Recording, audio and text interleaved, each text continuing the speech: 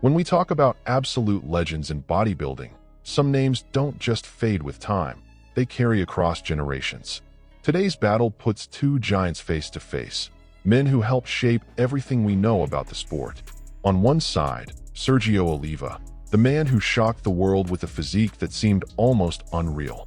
On the other, Reg Park, the pioneer who laid the foundations of strength and the modern training mindset. This isn't a typical comparison. Sergio and Reg come from different eras, different contexts, and almost opposite philosophies. Even so, both were crucial to the growth of competitive bodybuilding. One dominated stages with pure aesthetics and visual impact. The other showed the world how strength, structure, and discipline could build legendary bodies. Sergio Oliva represents the peak of elite genetics combined with brutal hard work. A physique that was clearly ahead of its time, with proportions that still impress athletes and fans to this day. Reg Park, on the other hand, symbolizes the very foundation of the sport, the man who proved that great physiques are built first through heavy weights, solid methods, and long-term consistency. In this video, the goal isn't just to pick a favorite. We're breaking down real data, titles won, measurements, physical structure, training approaches, and competitive impact. Everything laid out clearly and directly, so you can compare, reflect, and come to your own conclusion. And now I want to hear from you. What matters most in a battle like this? The most visually shocking physique ever seen on stage, or the athlete who paved the road so everyone else could even exist? Stick with us, because this mortal battle is just getting started. Sergio Oliva's competitive career really caught the world's attention starting in 1966, when he entered the pro scene bringing something no one was prepared to see. His physique didn't follow the standards of the time. It was bigger, wider, denser, and at the same time, incredibly aesthetic.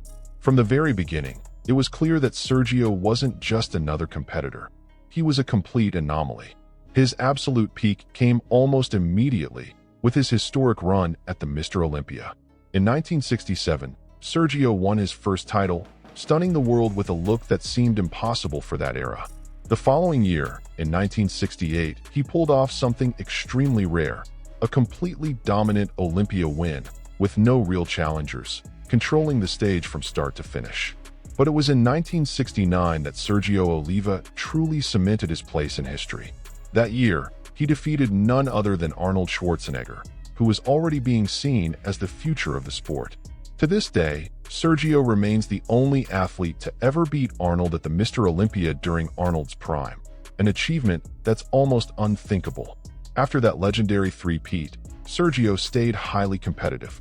He placed second at the Olympia in 1970 and again in 1972, always among the best in the world, even during times of controversial judging and political shifts within the sport. In the 1980s, Sergio made a comeback to the Olympia stage in 1984 and 1985, finishing in 8th place both times. Even after stepping away from the main IFBB circuit, Sergio kept winning. During the 1970s, he competed in organizations like the WBBG and WABA, where he once again dominated professional contests and added major titles to his resume. Looking at that career, it's hard to ignore Sergio Oliva's impact on the stage. Very few athletes have managed to win so much across different federations and at completely different phases of their careers. When you break down Sergio Oliva's physique using hard numbers, it becomes even clearer why he earned the nickname The Myth. Standing about 5 feet 10 inches tall, 1.78 m, Sergio stepped on stage weighing roughly 225 to 236 pounds, 102 to 107 kilograms. That alone would be impressive, but the real shock came from how that mass was distributed. Sergio's arms measured over 23 inches in competition, around 58 centimeters, a legendary number that still gets talked about today. What made it even more incredible was that those arms never looked out of place. Instead, they flowed perfectly into an extremely balanced, wide, and dense physique, creating a stage presence that felt almost unreal. And here's the detail that truly separates Sergio Oliva from nearly everyone else in bodybuilding history. His waist measured around just 28 inches, about 71 centimeters, while his chest reached an estimated 58 to 59 inches, 147 to 150 centimeters.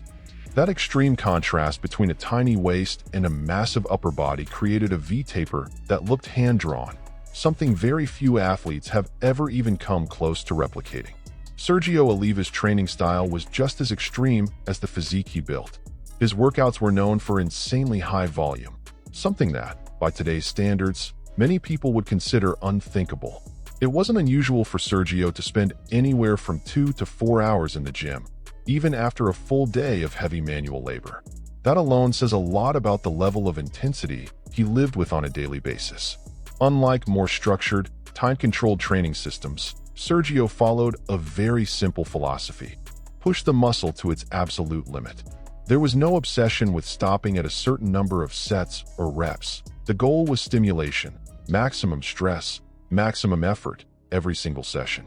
Another defining aspect of his training was the use of partial reps. With joints already worn down from years of Olympic weightlifting, Sergio adapted his approach so he could continue handling extremely heavy weights without destroying his body.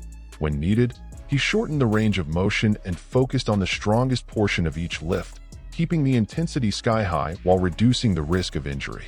When it comes to diet, Sergio Oliva once again went completely against what most people consider correct in bodybuilding. His eating style was extremely high-calorie and almost completely unrestricted, even close to competitions. While other athletes followed rigid meal plans, Sergio trusted something much simpler: eat a lot and train even harder. Carbohydrate intake was high and part of his everyday routine. Sergio didn't avoid common foods, nor did he obsess over fancy meal plans. Burgers, bread, soda, and calorie-dense meals weren't exceptions. They were part of the system. For him, food was fuel, not the enemy. Another surprising detail was his minimal concern with pre-contest dieting. Sergio rarely went through long periods of restriction or complicated cutting strategies. He relied on his training intensity and natural structure to bring him into shape. When you try to sum up what truly made Sergio Oliva so different from everyone else, one word stands out immediately: genetics. He had a physical structure completely outside the norm, capable of responding in extreme ways to brutal training and a very unconventional diet. On the other hand, Reg Park's competitive career began back in the late 1940s, at a time when bodybuilding was still a long way from what we know today. There were no big infrastructures, no major sponsorships, and no clearly defined standards. Even so, Reg already stood out for something that would follow him throughout his entire career: real strength and absolute consistency.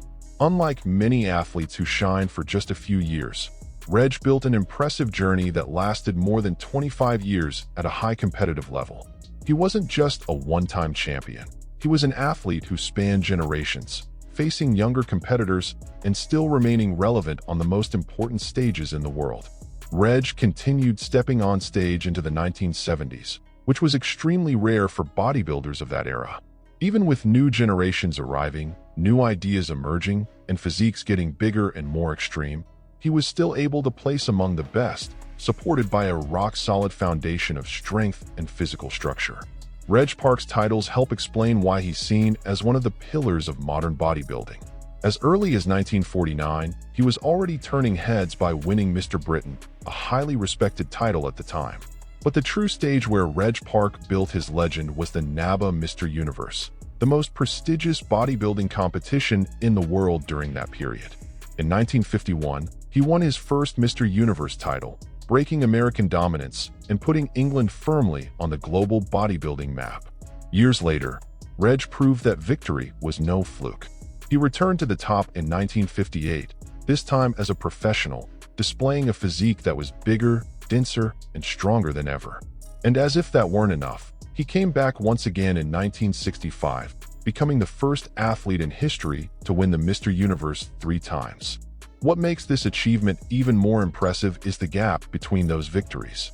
Reg won across different decades, facing younger athletes with new ideas and evolving physical standards, and still managed to stay at the very top.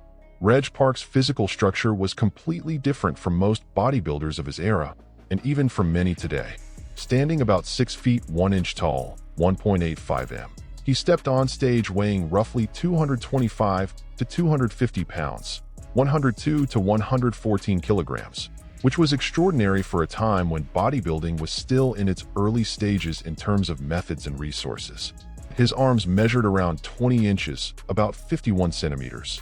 But the visual impact wasn't just about size. What truly stood out was muscle thickness. Reg didn't look carved or overly polished. He looked solid, as if every muscle had real density, weight, and strength behind it. Another decisive factor was his wide bone structure. Broad shoulders, a deep torso, and a strong base allowed Reg to carry large amounts of muscle without losing visual balance. Unlike highly refined physiques, Reg Park's body projected raw power. If there's one area where Reg Park separates himself from almost every other bodybuilder in history, it's real-world strength. Not theoretical strength, not exaggerated numbers passed down through stories, but verified loads, lifted in an era with no modern equipment, advanced supplements, or chemical assistance commonly seen today. Reg Park was capable of bench pressing over 500 pounds, about 227 kilograms, a number that still commands respect, especially when you remember he wasn't a powerlifter, but a bodybuilder. For his lower body, the numbers were even more absurd. Reg performed squats with over 600 pounds, around 272 kilograms, for solid reps. His legs weren't just big, they were dense, with the look of someone who had supported heavy loads for years of consistent training. And when it came to the deadlift, Reg pulled close to 700 pounds, about 317 kilograms, for a single rep. Those numbers place Reg Park in an extremely rare group of athletes who successfully combined elite-level strength with a stage-ready physique, something very few have managed to replicate over the decades. That strength wasn't just shown in the gym, it translated directly to the stage. Every pose from Reg Park communicated solidity, control, and power. That's why many consider him one of the strongest bodybuilders of all time. Reg Park's true legacy isn't just in titles or outrageous strength numbers, but in the training method he left behind. The famous Reg Park 5x5 was built on a simple but powerful idea. If you want to build a big, solid physique, you need to get progressively stronger over time. Unlike confusing routines packed with random variations, the 5x5 method had a clear and intelligent structure. It started with 2 warm-up sets to prepare the muscles, joints, and nervous system. Only then came the 3 heavy working sets, where the focus was entirely on moving serious weight with good form and control. At the heart of Reg Park's method were compound exercises. The bench press, squat, deadlift, and overhead press weren't just options. They were the foundation of the entire program. Another key element was rest between sets. Reg recommended long breaks, sometimes up to 3 minutes, especially on the heaviest sets. This ensured proper recovery and allowed every set to be performed at maximum intensity, without a sharp drop in performance. Reg Park's nutrition followed the exact same philosophy as his training: simple, straightforward, and focused on real results. To support such high levels of strength and muscle mass, his diet had to be extremely high in calories, with no room for unnecessary restrictions or nutrition trends. Reg consumed large amounts of red meat, which formed the backbone of his daily diet. Steak showed up frequently in his meals, providing plenty of protein and calories for muscle recovery. Eggs were another constant, often eaten in large quantities, helping him maintain a consistently high protein intake. Another major pillar of his diet was milk, consumed by the leader throughout the day. In an era when supplements barely existed, milk was seen as a complete food, supplying protein, fats, and carbohydrates all in one. Reg's nutrition wasn't fancy or calculation-heavy. It was a functional diet, built to sustain strength, mass, and recovery. If Reg Park could be summed up in a single concept, that concept would be foundation. He wasn't just a great competitor. He was the man who proved that bodybuilding starts with real, raw strength. Putting Sergio Oliva and Reg Park face to face is about comparing 2 extremes that defined bodybuilding at very different moments in history. This isn't just a debate about who was better, but about what each man represented within the sport. Different philosophies, different outcomes, and impacts that were equally powerful in their own ways. On Sergio Oliva's side, we have the athlete who, for many, delivered the most breathtaking aesthetics ever seen on a bodybuilding stage. His physique looked unreal for its time: massive width, overwhelming size, and a tiny waist that created instant visual shock. As a three-time Mr. Olympia champion, Sergio dominated the biggest stage in the world during his prime, with an authority that very few have ever matched. Reg Park enters this battle with a completely different kind of greatness. He was a three-time Mr. Universe champion, back when that was the most important contest in the world, before the Olympia truly took over. More than titles, Reg built a reputation as one of the strongest bodybuilders of all time. And beyond trophies, he left something lasting behind: a system, a philosophy, and a method that carried across generations. While Sergio stunned audiences with immediate visual impact, Reg impressed through his unshakable foundation. Where Sergio represented the absolute limit of what the human body could achieve aesthetically, Reg showed how that body should be built from the ground up, with strength, progression, and discipline. One shocked the crowd on stage. The other shaped athletes long after the lights were off. In the end, this comparison perfectly captures the essence of this battle.